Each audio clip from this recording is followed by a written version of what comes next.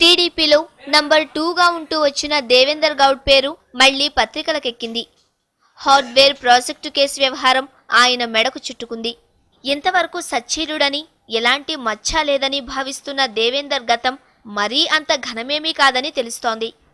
ఆనాడు వైఎస్ కూడా దేవేందర్కు బాసడగా నిలబడినట్టు సమాచారం. గౌడ్ను టీడీపీ నుంచి బయటకు రప్పించేందుకు సిబిఐ రిపోర్ట్ను వైఎస్ ఓ అస్త్రంగా వాడుకున్నాడని తెలుస్తోంది. సొంత భూములున్న చోట ప్రాజెక్టు వస్తే భూముల ధరలు బంగారంలా పెరిగిపోతాయని దేవేందర్కు తెలుసు. హార్డ్వేర్ పార్కుగా చెప్పుకుంటున్న భూమికి దగ్గరలోనే ఆయన భూములు ఉండడంతో సహజంగానే వాటికి రెక్కలొచ్చాయి. దీంతో దేవేందర్, ఆయన కుటుంబ సభ్యులకు బాగానే కలిసొచ్చిందని వార్తలు గుప్పుమన్నాయి. సిబిఐ రిపోర్ట్లో ఈ నిజాలన్నీ నిగ్గుతేలాయి.